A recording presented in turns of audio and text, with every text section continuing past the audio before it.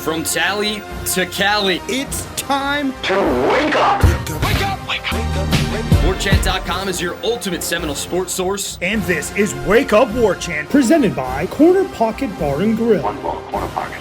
Now here's Warchant.com's Aslan Hajavandi. And Corey Clark.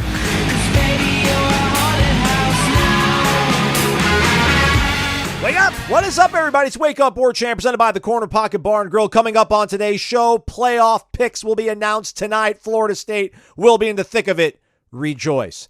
Pat Narduzzi with some damage control and talking about the talking at Monday's press conference. Wake Up Warchant, presented by Corner Pocket Bar and Grill, Tallahassee, Florida, 2475 Appalachia Parkway. CPTallybar.com. That's the website. You can place your order to go if you'd like.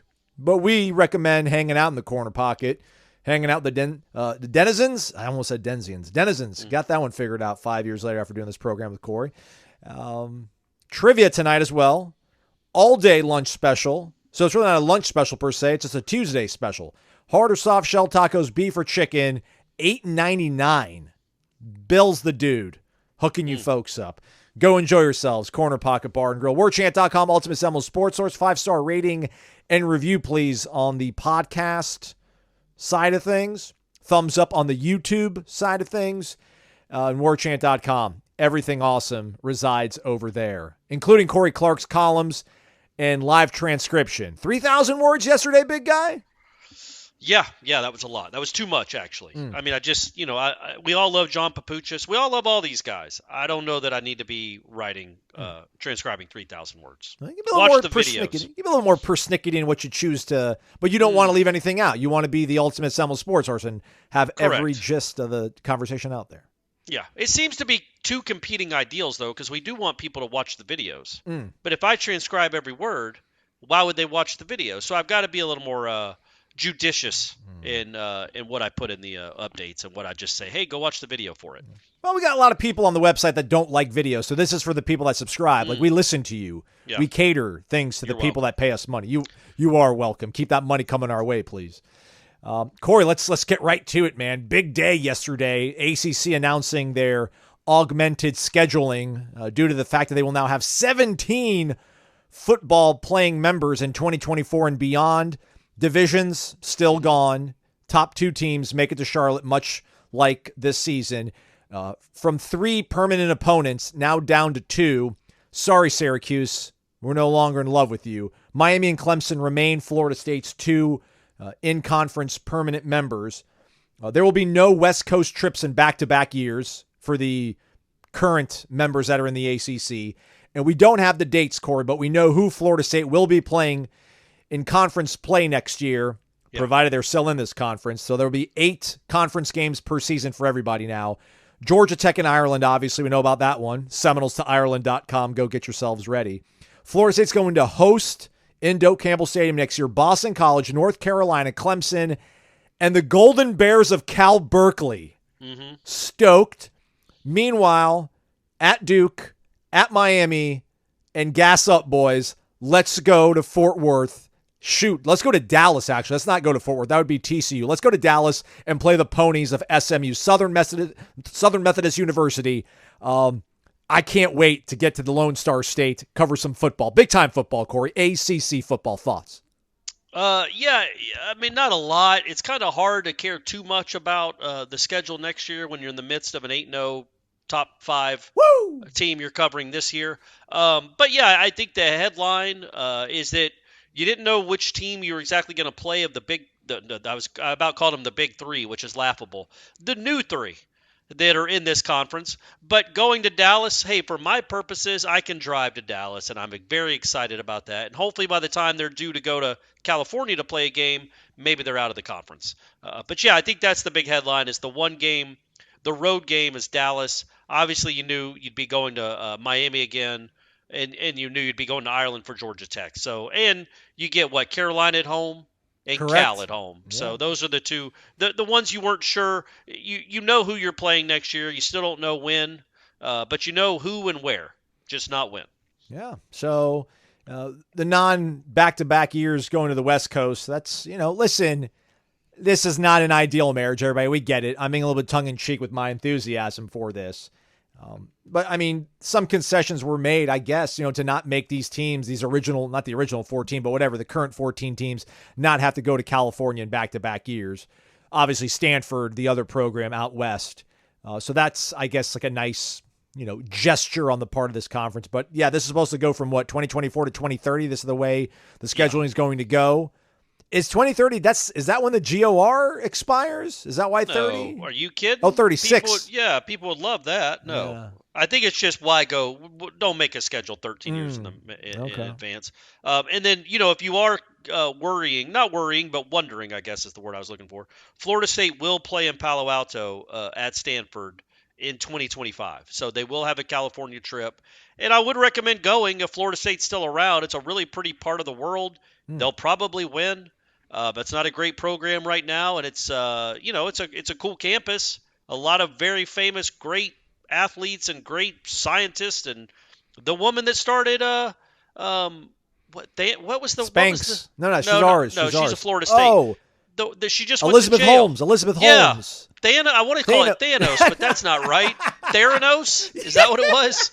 Yeah, she didn't start there. So she went to Stanford. So you got a lot of connections there, gang. So they play at Stanford 2025. I don't know why anybody would care beyond 25 because, again, that's assuming you're even in the conference in 26. And we're not going to talk about a game that's 3 years away. But headlines, you're at Dallas next year against SMU. You play Cal at home. And then the following year, you're at Stanford. And you've got SMU at home, I think. No, you don't. You've got Pitt at home. So, by the way, Ms. Blakely, you're not ours. I'm sorry, you're no one's possession. You are a girl. No, you're a boss. I was gonna say girl boss. That's what the kids say. She's not a kid. She's a grown woman. She's a billionaire. She's killing it. All right, then. So yeah, that's scheduling. Everybody, rock and roll, hoochie coo. Let's get to actually some cool things here, Corey. This will be. Florida State's last regular season game in the state of California was 97 against USC. Yeah. But we've been there twice since, semifinal national championship game. Yep. Noles' last road game in the state of Texas, North Texas State back in 76. Oh, I think that was a snow game. Okay. It was like more than half the team had never seen snow, so they enjoyed it. And I think they won. They had a couple long, 90-yard touchdowns in that game to win the game. Yeah. Florida State has beaten A&M back in 92 and Oklahoma State in the state of Texas. So there's that. That's right. But hey, real quick again, big picture though, not a bad schedule next year. You're in Ireland. Again, as we said, you host Boston College, you host North Carolina, you host Clemson, you host Cal, at Duke, at Miami, at SMU. You're also at Notre Dame November 9th. Yeah. Florida, home game. I don't know, maybe not a big boy schedule, but man, maybe that'll keep this guy that's talking right now a little bit more entertained, a little bit more less bored. I mean, you get Notre Dame, Clemson, North Carolina, SMU, Florida, Miami, like all on the same slate. Like, ain't too shabby for the Noles in this little ACC conference. So yeah, and I did notice again. I don't know if we knew this or not, but they say the release says they're playing Florida at home on November 30th, so that would be a Saturday. And again, the last time you hosted Florida, it was a Friday, so I don't know if people were wondering about that, but that will be a Saturday game next year where you host Florida. And a tune-up, Charleston Southern the weekend before. Yeah. So let's keep that. Let's keep that a tradition, so we're always ready to go for that one. All right.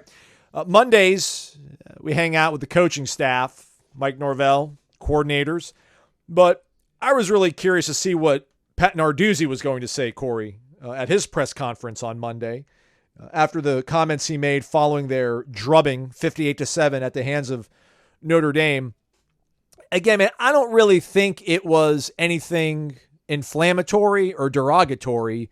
I guess it got interpreted that way online. He did damage control via Twitter on Sunday morning when he saw the flames being fanned.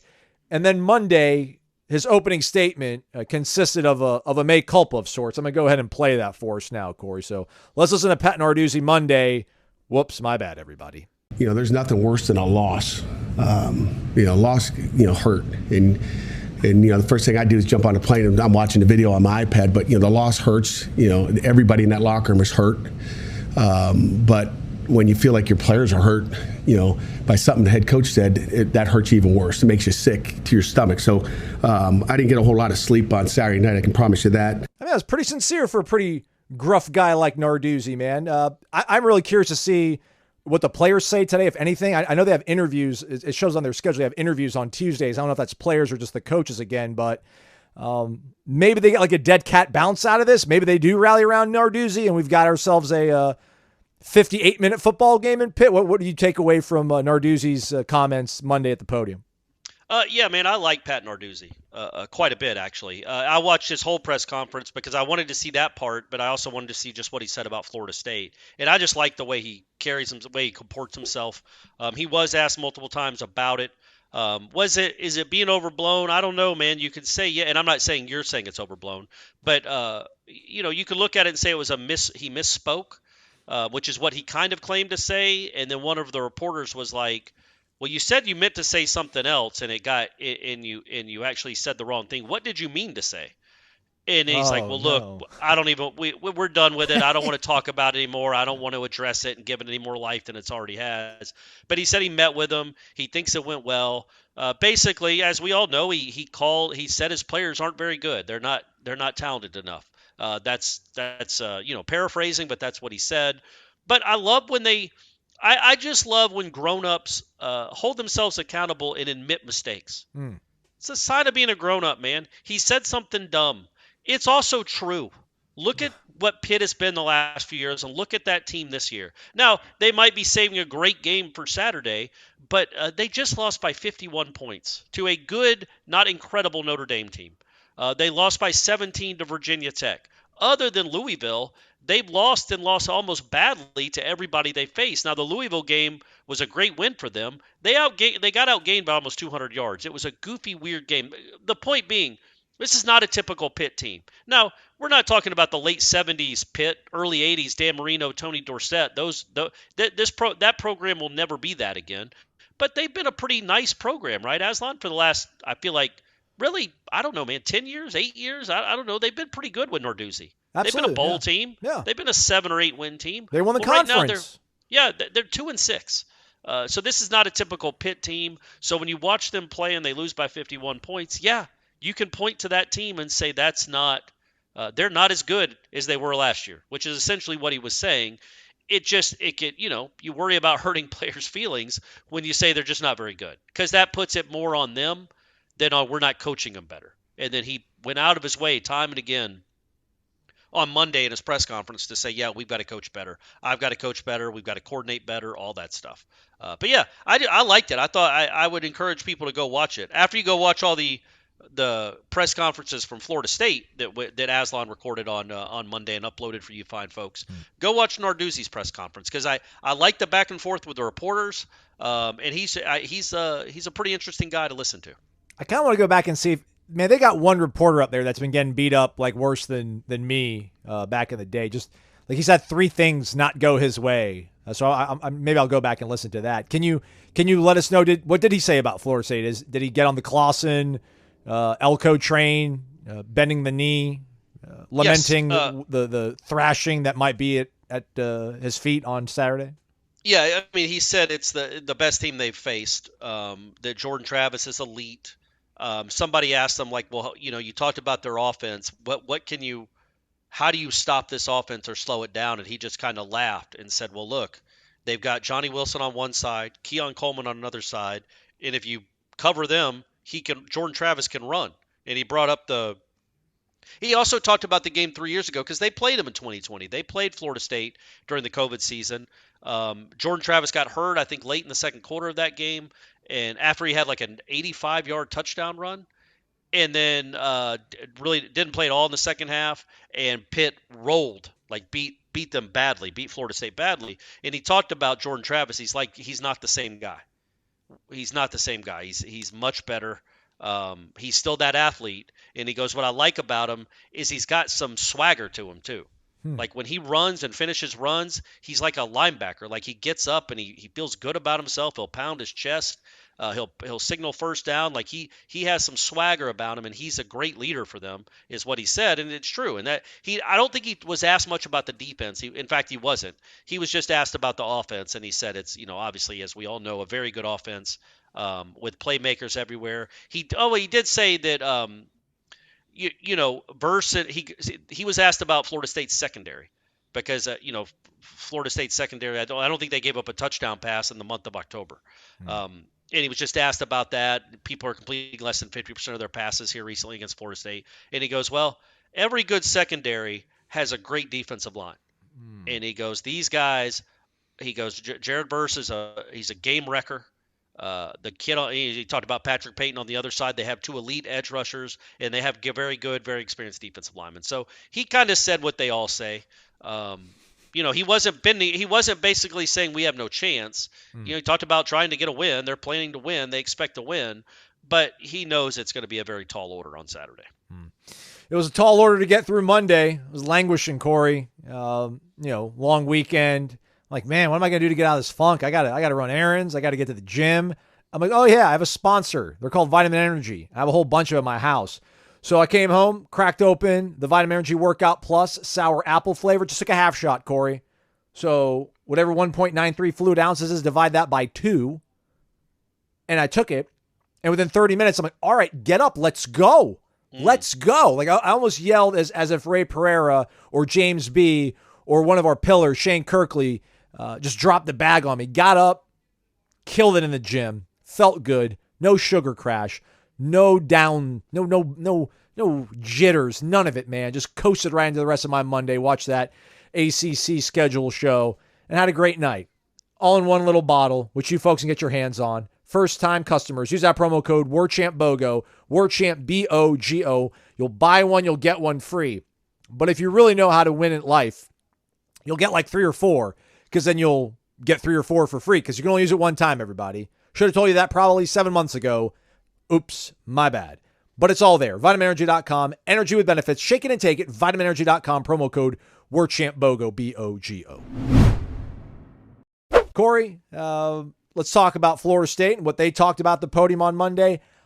I liked, I saw a little assertiveness out of the coaches, namely Adam Fuller, Mike Norvell. Mike, I don't know if he's maybe surrendered the fact that, or he's resigned himself to the fact that this conference, its referees, not great and don't particularly do any favors for this program. I saw a lot of people kind of jump out of their seats, if you could, on the internet, over on the Tribal Council, warchant.com. Really excited that he talked about Jordan not getting the calls when he slides. Yeah. And I mean, he said it kind of matter-of-factly, but it was well stated. Just basically, you see Jordan continue to slide, and he keeps getting hit. So what's the point of sliding? Your thoughts on him being a little bit defending his guy? I completely agree with what he's saying. He basically said, what's the point of sliding if he's going to get hit anyway? Like we're losing yardage to start that slide earlier, and he's still getting tackled when he comes to the ground. But again, this is something I brought up 2 or 3 weeks ago. Most of the time when it comes to something like this, I don't blame the defender. You were talking about one of the most elusive quarterbacks in the country that has had multiple 50-yard touchdown runs. He also ran for basically a game-winning field goal drive 2 years ago. One time where it looked like he was going to go out of bounds, and then cut it back upfield against Syracuse, the Champaign game. So my point being, I would like him to slide. The way he slides to me is a little problematic because he can bounce off guys, and he can make guys miss, and he can lean forward for first downs. And then sometimes you don't know whether he's going to do that or whether he's going to run right up to contact and then duck down real quick. And when that happens, and I'm not saying that's every time, there have been some egregious ones that it's quite frankly absurd haven't been called. But other ones, he's sliding down right when a guy thinks he's going to have to try to tackle this elusive dude in the open field. And so he's going low to try to tackle Jordan Travis low, or tackle him from behind and dive at his legs, and then Jordan Travis goes down so quick, he's hitting him in the back or hitting him in the head. It's just I asked Norvell about it. I didn't phrase it well a couple of weeks ago. I like that Jordan slides a lot. I'd like him to get first down, past the first down marker before he does that. But then he slides so quickly sometimes that these defenders are in a really tough predicament because it's not, name somebody that's slow. It's not Drew Bledsoe running for 12 yards, and he's not going to make a safety miss. Jordan Travis in the open field, if he makes one guy miss, okay, now that went from a 12-yard first down run to a 60-yard touchdown. We haven't seen it this year. He doesn't do it a lot, but he's capable of it, and they know he's capable of it. So it'd be like Castellanos, like running right up to Jared Verse, or let's say Bethune, and then sliding down real quick as Bethune's diving for his legs. It's tough for these defenders to know when that's going to happen. At the same time, it's not tough for the officials to call Florida State for 4 or 5 personal fouls at Wake. But what are we? We know the deal here, gang. We know the deal. I did like Norvell sticking up for Travis, though. My counter, though, as I just said, was, he does slide late sometimes, and it's hard for the defense, in some instances, I'm not saying all, in some instances, to know that he's actually sliding. Yeah, I don't disagree with what you've said, but just curious, interesting that the coach would have his back on, and he's not wrong either. Not that you're saying he is, but it is such a bang situation. It is, man, and it's really tough when these quarterbacks that are such good runners. And I mean, what did Jordan Travis run for 25 touchdowns in his career? I don't know, probably somewhere in that neighborhood, 20 to 25 touchdowns. It's hard for a defender to be like, you can't treat him like a normal quarterback because he's not. And that goes for across the country, man. They all can run. But I did think it was interesting when he was talking about the DJ Lundy play. If you guys don't remember, it was it the second half.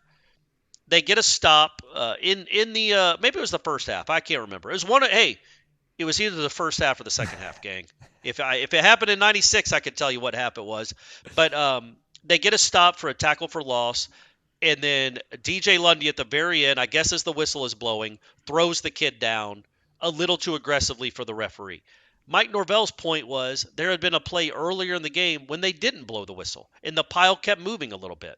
And it didn't move much, but it moved about 1.5 yards. And so the defenders are taught, we've got to push him back. Push them back. Don't get pushed back yourself. Push the running back back. And we've seen this all the time in football. I think the ACC is really bad about letting piles go on for too long, where they don't blow the whistle and somebody gets 2 or 3 extra yards, but 7 people go to the ground because of it, and it becomes like a rugby scrum. I hate that. I wish they'd blow the whistles quicker in those certain plays, but they didn't in the early part of the game. And the Wake running back got an extra yard, and it took 7 guys to stop the pile from moving. Well, in this instance, it's the same thing. You don't hear a whistle. It had just happened to you, and Norvell says we teach them to push back. Push back. Like, keep pushing them back until you hear a whistle blow. And as they're pushing back, he hears the whistle blow, and he's throwing him to the ground, and it looks like it's too aggressive. But he also didn't seem to like the Byron Turner call. Said that he grabbed him by the shoulder or the sleeve first, and he's like, should we have our hands further down? Yes, but – and then he kind of stopped his thought. So he made it known without complaining, without outright complaining. He made it known what he thought of a couple of those calls. And we all know. I don't know if they caught it on the TV, Aslan. Did they show Norvell going after the refs after the Coleman OPI? Yes. It didn't stop. Like, he was still yelling at them. Or maybe it was the holding on Casey on Kentron. I don't think so. I think that was I think he was fine. Like, and Atkins even said that he admitted on Monday that it was a hold. But I think it was the OPI, the way he was talking about it, or the way he was gesturing with his hands, I thought, when I watched him on the sidelines. And I'm telling you, right before the Fitzgerald's field goal to make it 34-7 before half, so we're talking probably 35 minutes of real time, he was still complaining to the officials about that play and still irate about it, which is kind of cool. Like, don't let it slide. Yeah. And don't just – because if you're just like, we're winning 34-7 anyway, what does it matter? That's not a good message to send. It's something that really ticked him off, and he let him know that I don't care that my team has made that an irrelevant call because we're so good. But that was a horrible call, and you took a 25-yard catch away where we could have scored again and maybe made this even more of a rout. So I like that. But yeah, he did make it pretty clear that he was not happy with the officiating, some of the officiating on Saturday. Ideally, only one more year of this, Mike. Ideally, only one more year of this. Yeah. Hey, good luck trying to get calls at SMU, Mike. Good luck trying to get those calls in Dallas. Man, they're going to love SMU. SMU's not even taking any money from the conference.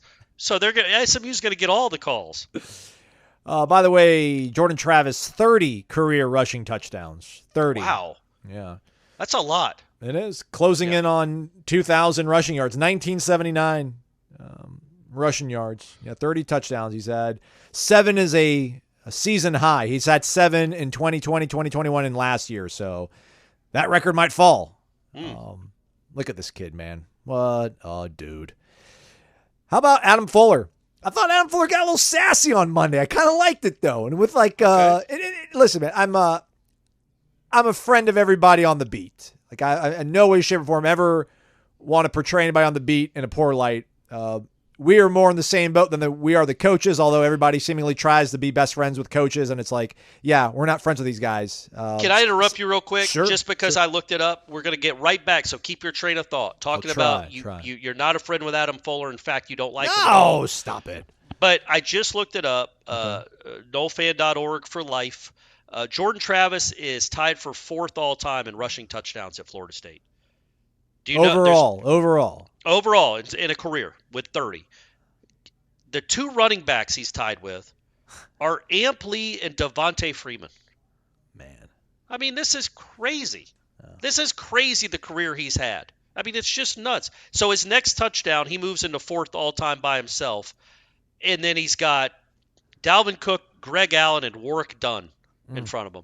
Those are the only 3 players in the history of Florida State football that have run for more touchdowns than Jordan Travis. And I don't know if you guys have noticed this, he's pretty good with his right arm too. Yeah. But anyway, go ahead, Aslan. Get back to Adam Fuller. I just thought that was interesting. I looked it up. He's 4th all time in rushing touchdowns for a career. Thank you, Willie Taggart.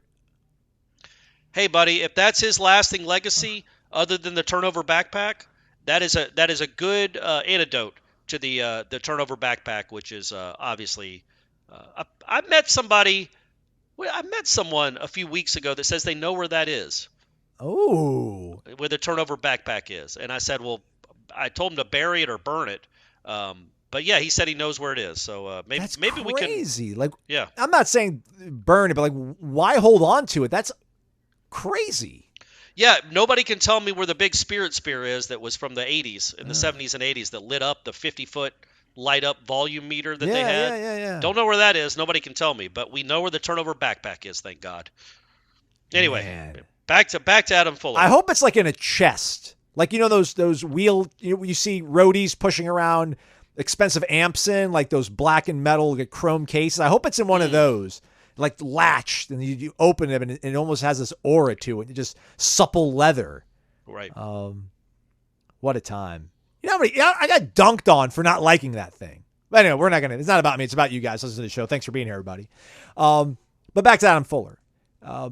Fair questions, maybe poorly worded, but whatever. But, you know, I think one of them was kind of asking about the run defense and the numbers they used. And Adam Fuller goes, well, listen, they ran about 50 times for only about 2.5 yards a carry. That's pretty good. Yeah. And I was like, okay, all right, Adam, I see you. And then he was also asked just about getting into this groove they've been in, how much of it is guys getting more comfortable with him being more comfortable with his guys and knowing what to call. And he's like, I've always been comfortable. And it's like, oh, yeah. Okay, Adam, I like it. Like, you can walk tall right now. You can stand tall. I liked it. So this defense continues to thrash inferior opponents, which, listen, I'm not maybe I am qualifying, but I'm not trying to denigrate what they've done. But teams that don't have a lot of options offensively find themselves in misery, drowning in it, in Saturdays when they play against Florida State. So not everybody's able to do that to their opponents. And Adam Fuller deserves to, you know, not take a victory lap on any of this stuff, but let people know that he believed in himself, he believed in these guys, and now it's paying off with the sort of stifling defense we see out of this team, especially in second halves. So I don't know, anything stand out to you from Adam Fuller, or did you see him? Did you take that as like confidence or him asserting himself at all? Well, look, on the first part where he was asked about the rush defense, I'm not going to out the reporter. I actually like the person. It wasn't worded really well. And I say that as somebody that words questions poorly all the time. Yeah. In fact, my most famous question of the Norvell era only came about because I worded it so poorly the first time. So I'm not trying to rip anyone or disparage anyone, but it was basically asked, what your defensive line isn't playing as well as it should be. Oh, really? And that's how it was worded. Oh, geez. Okay. That's exactly how it was worded to Mike Norvell, and he's like, in what regards? And then it was brought up the rushing defense. And then in this one, it was still worded that way, like your secondary is putting up great numbers. Your defensive line isn't playing at the level that we would have thought they're playing at. Why is that? And then he said, in regards to the rushing statistics, and that's when Fuller, with his, got his, bowed up a little bit, but not. I mean, scoreboard. Nothing. He's pointing at the scoreboard. Yeah, he's like, and he basically's like, look, they ran, and it was just an odd time to ask that because I thought the run defense was, other than one run, was pretty exceptional against Wake Forest. I mean, like Fuller said, they averaged less than 3 yards a carry on over 50 attempts, and if you take away the 50 yards on one play, which I know you can't do, but if you did that, it was like 50 carries for 100 yards. That's incredible. That's great. So they did play well. So that was his point. On the second one, yep, and I think I think he would like to go back to and talk to Corey Clark of 2020 and everybody, all the fans of 2020 and early 21, especially after a certain game and the way it ended, and be like, do you see I'm not a moron? If I have good players, all of a sudden my defense works a little bit better. Isn't it funny how that works? Look who my secondary was in 2020, in 2021. Look where it is now, though. Like, look where we are now. Do you think it might have something to do with, a Patrick Payton and a Jared Verse and a Braden Fisk rushing a passer and maybe Renardo Green being good and healthy, Fentrell Cypress, Azarie Thomas? Like, there's some reasons we've gotten better. I was always a pretty good defensive coordinator. Now I've got good players to work with, and all of a sudden I look like I've learned football in the last 3 years, when in reality, I've always known how to communicate this defense. I've always known how to teach it and coach it. It's just now I've got better players listening to me. And Jarian pretty much said something along the lines of that last week when we spoke to him, and I asked him. By the way, do they not love Jarian Jones? Like, they love him. Listen to his interviews. You would love him too. Yeah. Oh, absolutely. But yeah, they obviously they showcase and spotlighted just what he's meant to them and his effort on special teams and everything he's bringing to the program. But last week, when I think I asked him just about like staying level-headed, staying up, and have they learned to kind of play with, like a level of focus and energy week to week, because coach can tell you all that, but you have to buy into it. And he's like, yeah, but, we also got better players now, so that helps too. I mean, like, that was the first thing he said off the rip. Yeah. And listen, man, he was here when the team was struggling. So, he's kind of maybe not lumping himself in that, but he's pointing out the fact that, the entire tide has risen this program. So, it's fair for Adam Fuller to say that. And Jarian Jones said it too in a much more entertaining way, I thought, last week. What's crazy is I was watching, somehow I went down my algorithm is a lot of college football on YouTube. I know you'd be surprised about that. And I saw this video about the 100 greatest plays in college football history. And I'm like, oh, that's interesting. Who put this together? How long is the video? It's like 50 minutes, but I was fast forwarding a lot. Right. But there's only like 3 Florida State plays. One of them is the pass to Benjamin. One is the punt Ruski. And then one is, do you remember, I think it was Brownlee. I couldn't quite see the number, that made a crazy interception in Raleigh a few years ago where he caught it in his legs. Yes. He squeezed in the end zone. Yes. He squeezed it in his legs and got his feet down before rolling out of bounds. And that was, according to this person, one of the top 100 plays in college football history. It's an incredible, ridiculous, bizarre interception. I get it. It's not one of the 100 best plays, but whatever. But the score of that game when it happened was 35-9. NC State was winning 35-9. And it's like, look, I know they lost to NC State last year, but it just was another. I was like, when were they losing to NC State 35? They're about to go down 42-9. When was that? And I think it was 2020. Yes. Right? Yes. And it's like, good night, man. How bad was that team? How bad was this program? I've said it repeatedly. That was a 2-win team. That was going to be a 2-10 win team that would have been one of the 5 or 10 worst defenses in the country statistically if they had to play Clemson and Florida that year, which they did not. They got a break like that, and they still went 3-6. That was such an awful football team. And this is such a good football team, and that was just another stark reminder of how far this thing has come. I get it, guys. I know I talk about it all the time. I'm not losing perspective for the rest of my life. It could be 2035, and we're finally about to be out of the grant of rights. I will be in my 60s. Florida State might have won 5 national championships in the last 14 years, and the stadium is named Mike Norvell Stadium. All this could be true. I promise you I'd still be pointing back to, guys, remember 2020? How bad that team was. Don't lose sight of this. I know you're 8-0 and number 1 in the country, and you're going to make the playoffs again. But don't lose sight of how bad this program used to be. But again, that was just another stark reminder of how awful things were back then. And Jordan Travis maybe he wasn't the quarterback that game. That might have been a Chubba Purdy joint, right? Yeah. Chubba led them. They outscored NC State 14-3 in the second half to make it only a 38-22 defeat. Yeah, well, they turned it on. That flipped the program that game. They ran out of time. They didn't lose. They ran out of time. Exactly right. And look, man, when Bailey Hockman gets going, what are you going to do? Good night. What are you going to do? So, I mean, it just happened. Left-handed Mahomes. So that was just – I just saw that the other day and was like – I was just dumbfounded by that. We lived through that. And we had a show the next night. We talked about it the next night somehow. We talked about that team for a full year. It's unbelievable. And then where we are now, I'm very, very appreciative and excited. I could probably just name 5 plays off the rip that are exponentially better and more profound than that interception. Like Peter Warwick's punt return against Virginia Tech. Peter Warwick's touchdown in the Sugar Bowl against Virginia Tech. Yeah, that should have been on there. It wasn't. Winky's Houdini throw out of the shot of his goalpost against to Marvin Minnis against Clemson. Well, Jameis's throw to Kenny Shaw in the Boston College game, the Hail Mary, because that's what half of them are Hail Marys. Yeah. There are the band on the field. What was number 1? Do you remember what number 1 was? Cal Stanford, the band on the field, and number 2 was the kick six. It was actually a good list. I mean, there's a lot of great plays. You can't get them all, but I wouldn't have included that kind of meaningless intercept.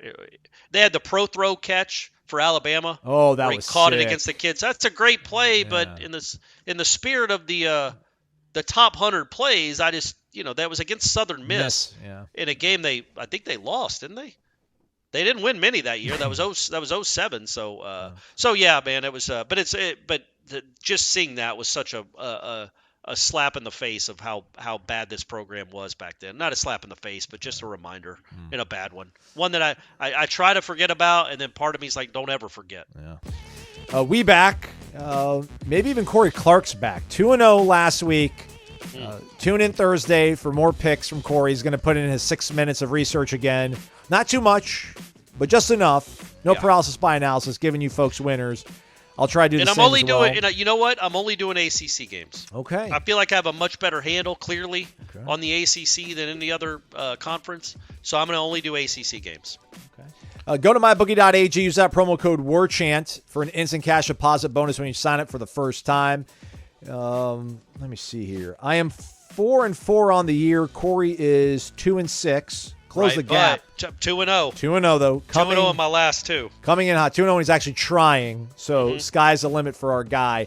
2 games tonight out there for you. Central Michigan hosting Northern Illinois.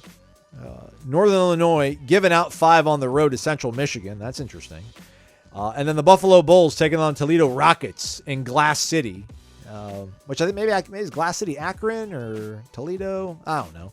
Anyhow, Toledo at home, favored by 15.5. Large numbers. But hey, maybe you have a hunch on that, everybody, if you want to say entertained. Feel free to peruse it over at MyBookie, mybookie.ag. Promo code is WARCHANT. Bet anything, anytime, anywhere at mybookie.ag. How about Alex Atkins? We spoke about Adam Fuller, spoke about Coach Norvell. And maybe we can also get to John Papuchis, if you will. We got 12 minutes with John Papuchis. Maybe we shouldn't spoil that. Go listen to that interview, everybody, that video. Oh, right. Yep. Please do. Yeah, 12 minutes with John. What else? Give us a reason to upload it.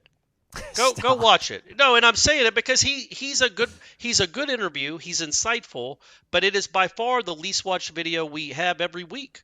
And it shouldn't be, because not only does he get to talk about special teams, which you guys all love, but he's the defensive ends coach too. And he's very insightful. I like the way he answers questions. He's obviously truthful. He's kind of cuts to the chase. He's a good interview. He's a good quote. Yeah, well, I mean, everyone's tapped out after 27 from Mike, 13 from Alex, 17 from Adam. They got to save some room for Jeff and Tom from 1 to 3 o'clock. Yeah, you're right. I get it. But now, before you go to bed, just pop on Papuchas for 12 minutes. Just play the button so when he goes and looks at it, he's not telling his wife, like, hey, babe, no one's watching me again. I mean, think about it. It's crazy. He works so hard for you guys. I know he does. I mean, he gets rewarded handsomely with a paycheck every 2 weeks, but still, he does work hard for you guys. And it's crazy that, and it's not crazy. You should watch it, but that Ira and I just talking after the game. Who are we? And me being a dummy running down the hill doing an airplane, that'll get like 20,000 views. And my man Papuchas is pulling in 1.5. Come on now, gang. Let's get him up there. This is y'all's week to go shine to make. But are you not happy with the special teams? You got a good punt returner that catches the ball. Knock on wood. You've got apparently the next Tamarick Vanover returning kicks for you now. Your punter is a maestro. He makes the ball do whatever he wants inside the 10. Just go reward the guy that coaches him. Give him some views. Give him some love. Reminder: 7 o'clock tonight, live reaction to the college football playoff poll, which we fully anticipate Florida State being in the top 4. So that's pretty cool. First ever poll that came out. Florida State was on it, and this is the last year of the college football playoff poll, and they will be on it. Alabama won't be in it. Clemson won't be in it. So Mississippi State, Oregon won't be in it. Right. So look at us. It's going to be brand new. It's going to be brand new. Look at our sustainability. We're there when it starts. We're there when it ends, just like the old BCS. So, but Alex Atkins, what I found most interesting was him really, shining a light, praising, sticking up for Jeremiah Byers. For whatever reason, Jeremiah Byers somewhat maligned within the fan base. Yeah, maybe not graded the best of everybody that's played. He's like 29th on offense, but that also includes guys like DJ Lundy who've only played 2 reps. Andre Otto's only played 5, so I should have probably whittled it down by people that played at least 200 snaps. But what I found most interesting when him talking about Jeremiah Byers, and I don't think this is shade at anybody at all, I really think it underscores the whole best ability is availability, because when he talked about Jeremiah Byers and all the things that he mentioned, like you felt the passion in his voice, kind of the inflection rise up when he talked about like Jeremiah he's always there. Like he plays through pain. Everybody else is too, but just seemingly like that consistency out of a guy that's, hasn't been here, hasn't, put the blood, sweat, and tears everybody else has, but seemingly is totally bought into doing all that. That to me was kind of like the standout moment from Alex Atkins' availability. What stood out to you? Did that catch your ears by any chance as well, Corey? Yes, it did. That he talked about the availability, that he is getting better. And he also said he came in raw, which you wouldn't think a guy that's played 4 years of football, college football, would be raw, quote unquote. But, and I don't think he was trying to be insulting to the UTEP coaching staff, but if you're raw after 4 years at one school, it kind of comes off as like he wasn't getting coached great, at least by Alex Atkins standards or his opinion. But yeah, I thought that was telling. And that he talks about Jordan. He talked about Jordan distributing the ball to other receivers, which was good. He said he felt bad for Portier, that he apologized to Portier for his guys holding on that play, because he would have had I don't know what he was talking about. He said he would have gotten gloves if that catch had stood, because he mossed the kid. He said he would have gotten gloves, and I wonder, in practice sometimes Johnny and Keon will wear those bright green gloves, slime gloves. Yeah. I wonder if that's what if you make a play like that in a game, you get to wear those gloves in practice. But yeah, so but he apologized for that. He also joked with Jakai that you got to get pick your feet up if you want to go score a touchdown. And yeah, he's just you can tell how confident he is in this offense. I don't think this offensive line is exceptional. I think it's decent. It's probably not quite as good as we thought it would be when the season started, but I also think it's starting to play better. I thought in the second half against Duke it was very good. And then I thought it was good all game against Wake. Like I said yesterday, they didn't run for a ton of yards, but I thought there were holes there they were just missing, just getting clipped from a 3-yard run becoming a 15-yard run or a 30-yard run. I just thought the offensive line looked more like what I thought they were going to look like the last, let's say 6 quarters of the season. So that's good. That's a positive. And yeah, overall, he's always praising Jordan Travis, which rightfully so. That guy We just said he's accounted for. I think he's accounted for 92 touchdowns in his career, 30 on the ground. One more pass, Aslan. I just looked this up. One more passing touchdown for Jordan Travis. He passes Chris Ricks. And moves into third all time in that category. Bittersweet. How about my man is going to be number 4 in Florida State history in rushing touchdowns and number 3 in passing touchdowns at Florida State? Incredible, man. It's nuts, man. It's nuts. So again, you knock on wood that he stays healthy, and that let's appreciate this dude for the last 4, 5, 6, 7 games you get to watch him, because this really is. He is putting together. He is finishing off what has become a historic career at Florida State. I know he got an extra year than everybody else. I know he's essentially been starting since 2020 here and there. But for a guy that was kind of an afterthought, certainly by Willie Taggart, certainly by the Louisville staff that came in, for him to turn into this guy where we hope he gets invited to New York, that would be really cool. It's neat to see. But my man is going to be top 5 all time in rushing touchdowns at Florida State and passing touchdowns. Pretty remarkable.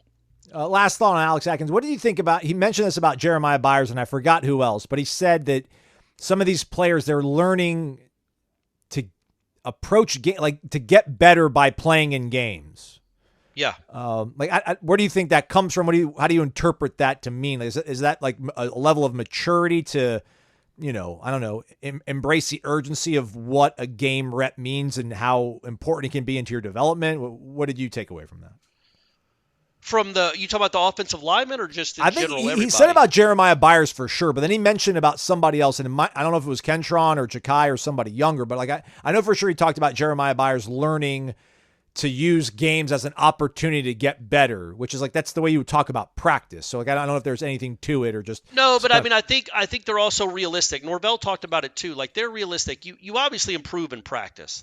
You do your most improving from whatever Sunday to Friday.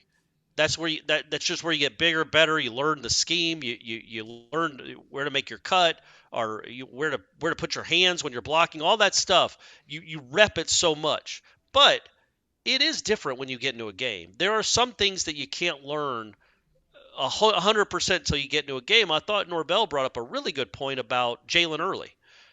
So late in the game, I didn't realize what had happened, but Jalen Early, when I think they had 2nd and 2, and then Tate somehow gets a delay of game, which is incredible. And then after they run the ball, and then Jalen Early gets a 15-yard penalty for a personal foul and sportsmanlike conduct. Well, what he was doing was they were laying on the running back, so they were laying on Keziah, I think, had the ball, and the defenders were just laying on him. Jalen Early didn't like that. He was mad at him because they wouldn't get up off him, so he pulled one off him, which it's a great sentiment to have, he's trying to help out his teammate, but it's a penalty. You can't pull people off a pile. You can't grab people and yank them off a ball carrier. So he got a 15-yard penalty, and Norvell's point was, look, it didn't matter in this game. We were already up. The game was over. But he might be a starter next year or the year after that. And when that happens again, he'll remember not to do it. He'll know. He has that experience now. He will not do that again because he just did it.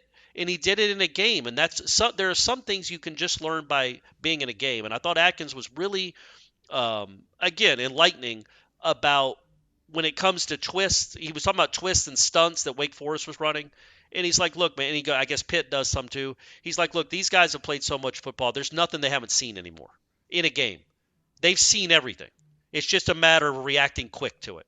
But you don't start reacting quick in game speed until you play games.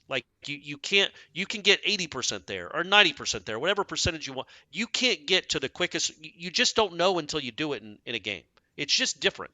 And anybody that's played sports knows that. A practice with your buddies, it's just different than playing another team with guys you don't know that have good players too. And I was speaking more about my personal experience in high school, but you guys all know what I'm talking about. It can be rec ball. It's just different in practice in a game. And so getting these guys these reps is really important for the development of the program. And Adam Fuller talked about that a lot too, right? He said, we played 21 guys. He's like, that's not just for the end of the game, trying to keep people fresh, and it's not just for the end of the season. It's also for the program. Getting them better for the development of the program, and that's when you know you're developing a good program is when you can play that many guys and feel good about it. I don't think I answered the question, but I don't care. It's fine. It was about 5 minutes. That was good. We needed that. Yeah, we needed to do that. Corey Clark's playoff top 4. Again, 7 o'clock live reaction show. Am I on that? Who's doing that? I don't know. We're not doing a live show for Wake Up Warchant this week, most likely, everybody, due to my travel plans to Pittsburgh. So I was like, well, I guess Corey and I can host it on Tuesday and then make that the podcast. But that, I don't know, it might be too specifically driven into one factor, and then to spin that off as the only thing for your podcast on Wednesday would maybe be a little bit light. All that in a roundabout way to say you probably will be on it, though, Corey. But okay, Ira for sure, Gene for sure. Okay. So we'll get everybody's opinions on it. So I don't know, but let's go ahead and spoil it. Who do you got in your top 4? I mean, my top 4 is not. It's the AP top 4. Although I probably have Michigan 1, Georgia 2, Ohio State 3. Maybe this is me projecting what I think it's going to be, not mine. Michigan, Georgia, Ohio State, Florida State. I think Ohio State's wins against Notre Dame and Penn State will just be more appealing to this committee than LSU and Duke. Yeah, probably. And Clemson keeps losing, so that doesn't help. By the way, they got Notre Dame at home this week. Yeah, and no Jordan Shipley, most likely. Will Shipley. Did you see that poor kid, man? Yeah. I mean, he's been run into the ground. He has been run into the ground. Look, I think my top 4 right now would be. Is this your top 4? What do you think it's going to be? No, my top 4, if I was doing it, would be Georgia. Again, they're undefeated. They've looked great the past few weeks. Like, they have really ramped it up a little bit. Not playing great opponents, it would appear. What's their best win? I don't even know what their best win is. Is it Kentucky? They're about to play some teams, though, man. No, they are. Their schedule has been very. Yes, it's backloaded for sure. Backloaded, but they play at Ole Miss and at Tennessee. Yes. Oh, maybe they got Missouri, and they have Missouri at home this week. So they're playing, 3 top 15-ish teams in a row. Again, that's why I stress it doesn't matter here on Halloween. By the way, happy Halloween, everyone. Yeah. Don't try to scare the kids. Don't try. And I'm talking about the 6-year-olds. The people that wear your Freddy masks with blood everywhere. I mean, come on now. Let's be good neighbors. So I would have Georgia 1, Michigan 2, though neither one of them have anything close to as good a win as Florida State. I just think, especially Michigan, has been so dominant in every game they've played. They cheat, I get it, but they've been so dominant. So I would have Georgia, Michigan, Florida State, Ohio State would be my top 4. Okay. I'm trying to work it, Aslan, where if Florida State makes the playoff, get to New Orleans. Get to New Orleans. Right. How is that going to happen? Because if Georgia's number 1, they're going to pick New Orleans. So you're going to want to you get to pick? Is that how it works? Yeah. If you're number 1, you get your choice. Okay. So Georgia would be number 1. So they would obviously pick New Orleans. So you want to be 4 in that instance. Okay. And I'm just talking about also, like, you're just not going to have a ton of fans out in California for a game that if they win, they have a bigger game a week later, and if they lose, you didn't want to be all the way out in California anyway. But you wouldn't rather play Michigan in California than Georgia? Like, you think the travel compensates for playing and I'm talking specifically about my wants. Okay. As far as traveling. Oh, okay. I thought. But what about winning a football game? Do you think it's better to travel lesser distance and play a greater opponent? Because I don't know. I'm not convinced that Georgia's greater than Michigan. I'm not convinced about Georgia. I think they've looked really good here lately, but again, we'll see how they finish out this. But my point being, Florida State isn't scared of anyone. They shouldn't be. And the odds are you're gonna have to beat Georgia anyway. Knock them out in New Orleans, and you get to be in New Orleans. But so I would think so. Florida State needs to be at 4. Florida State needs to either Georgia lose. And then, because if Georgia loses, Michigan becomes number 1, and they would choose the Rose Bowl. So then Florida State would be the 2 seed, and they would get the next choice, and they would choose, obviously, New Orleans. Well, they wouldn't even get a choice. It's not like there's any other choice to go. So Michigan would choose the Rose Bowl, so Florida State would get to New Orleans. So I either want Georgia to lose, which would be fine. They've already won 2 national titles in a row. Or Florida State to somehow be number 4 when the playoff seedings are announced in a month, 5 weeks, 6 weeks from now. Is it an easier flight from Ann Arbor to Pasadena, or just think the history of the Big Ten and I think the Rose Bowl, the Big Ten, Rose Bowl, and all that? I think they'd rather be out in California. I don't know if the Rose Bowl committee would cut them a check on the side illegally, like, hey guys, please come out here. Like, we'd rather have you guys out here. Yeah, interesting thoughts, Corey. I don't necessarily disagree with it, but something to think about now, right? When do you think we would get to New Orleans? Like, say Florida State's in that playoff game. Like, we're not. I don't even know. Let's say the game is on a Saturday. I don't even know when it is. I'm not looking that far ahead, but I kind of am. Like, It's on New Year's Day, so it's going to feel like a Saturday anyway. Like, do we get there 4 or 5 days beforehand? I mean, because this is like a bowl game, right? I mean, Florida State's not going to practice in Tallahassee and then get on a bus the day before. They're gonna practice for days, I would think. I don't know. And you're talking to someone that hasn't had a reason to know because this hasn't come up in 8 years. But you don't remember you did this, though. When did Florida State go to Pasadena for the Oregon game? I feel like we were there for New Year's Eve. So, we definitely were because it was a New Year's Day game. I feel like it was, probably 5 days. But let's go. 5 days in New Orleans. Let's go. But I don't know, like, if they would do that now because I feel like they would treat it like a road game almost if they were allowed to, which they might not be allowed to. I don't think you're allowed to. You got to be there for functions and all that kind of stuff. So I would think they would probably get there. Obviously not. I don't think they'd be there Christmas, but they would probably leave on the 26th to go over there. Can I say aroused? Is that all right? Is that FCC one? Hey, man, it's fine. It is fine. All right. It is fine. All right. Again, 7 o'clock. I guess we're going to be watching it side by side live as it happens. So it's not so much a reaction show as it is like competing programming. So take that, ESPN. We're coming for your ratings. And we also understand it's way too early to be talking about any of this. I'm not trying to jinx anything. And the fact that I mentioned it right now eliminates any talk of a jinx.